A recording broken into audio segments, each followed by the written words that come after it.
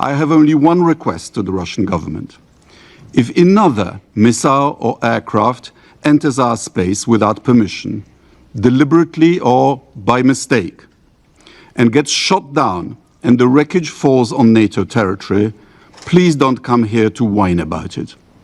You have been warned. That was the Polish foreign minister at an emergency United Nations meeting over what's been happening over NATO's airspace over the last couple of weeks.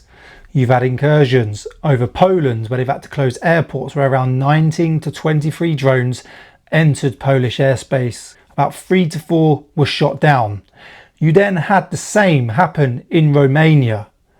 And then more recently, we had 2 MiG-31 fighter jets enter Estonian airspace for approximately 12 minutes with their transponders turned off. These were then intercepted by Swedish and Danish fighter jets and were escorted out. Along with that, there was a Russian reconnaissance aircraft as well. And now, more recently, you've had Denmark reports hybrid attack as drones shut major airport. Closure of Aalborg airspace follows shutdown of Copenhagen airport amid accusations that Russia is seeking to test NATO's defences. We have spoke about this. Many incursions, they do happen quite regularly over the years. But over the last couple of weeks, it seems to have picked up. What is Putin getting up to? And what are Poland going to do about that? And we'll cover that in the video in a second. Denmark's Aalborg airport has been closed as several of the country's airports reported unauthorised drone activity. Danish police confirmed early on Thursday that 3 other smaller airports had reported drone sightings, although none was closed, amid raised concern over European security and Russian efforts to test NATO defences. Danish officials branded the incident a hybrid attack. The shutdown of Aalborg, which is used for commercial and military flights. I believe this airport is used for Danish special operations. So it's not just your standard sort of airport. It is used for commercial and Danish special operations.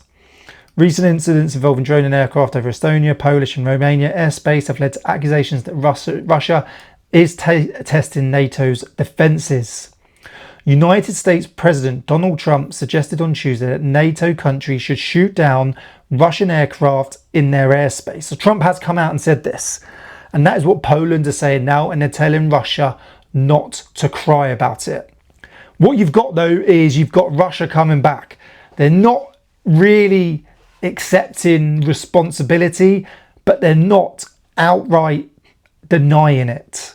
What they are saying about the Estonian airspace incursion, that apparently it was a planned flight, they didn't go off course, and it was all planned and agreed to. Estonia are saying no. We've had multiple radars pick up your MiG-31s in our airspace. Their transponders were turned off and that they were actually carrying missiles. Okay, so they were armed aircraft. So it's all a bit funny, a bit fishy, isn't it? Fear and division. Let's have a look at this article. Later on Thursday, officials said that the incident points to a professionally mounted hybrid attack intended to spread fear and division. There can be no doubt that everything points to this being the work of a professional actor when we're talking about such a systematic operation in so many locations at virtually at the same time. This is what I would define as a hybrid attack using different types of drones. Okay, that's come from the Danish defence minister. What it does look like is, are they trying to spread fear and division into one NATO, but also the civilian population? Oh my God, look at what Russia are doing. They're entering our airspace. We're having to have airports closed. We've got drones. Are these drones armed? We've got armed fighter jets coming near and in our airspace. So the public are going to start talking about this. Are they going to be being fearful that Russia are going to go past and further past Ukraine? Are they going to start entering further into Europe? What we do know is that he is trying to test response times. We've covered this in multiple videos. Gathering information and data. How fast they respond. What do they respond with? Can they keep this up? Can they maintain consistency of responding? Is there any blind spots in their radars, in their radar space. What he's also most probably trying to do is, just push how far can he go? How far can he push NATO before they respond, and how will they respond? Because Putin is all about a man of control and power. You've seen it when he's met previous sort of presidents and prime ministers, the way he shakes people's hands, the way he pulls them in, the way he lets them go first. It's all about dominating, okay? Being the most powerful, making them fearful of him. And at the minute, Poland are the only ones looking like they're willing to sort of push back and possibly shoot down the aircraft. It looks like they've got authorization now to engage any sort of aircraft, whether that's drones or whether that's fighter jets or any other sort of aircraft that enter their airspace. And they're telling Russia, even when it happens, do not cry about it. The rest, though, haven't really come out and said that. They're more just coming out, oh, how could we sanction them? How could we tell them off with words? Instead of actually saying, we will shoot them down.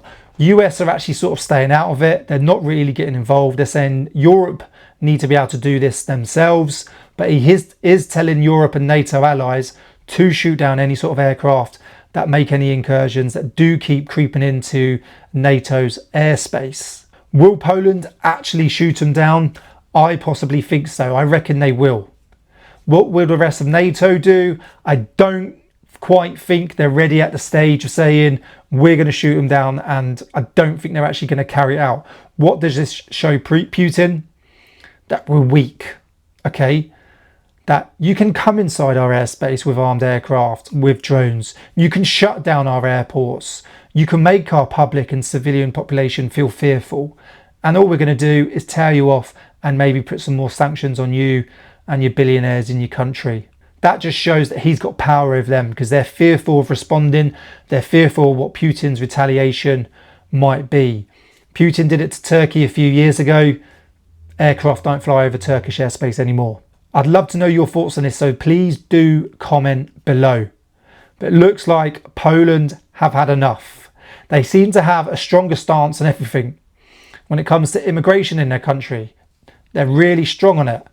When it comes to Putin entering their airspace, they've got a strong stance. They're happy to fight back.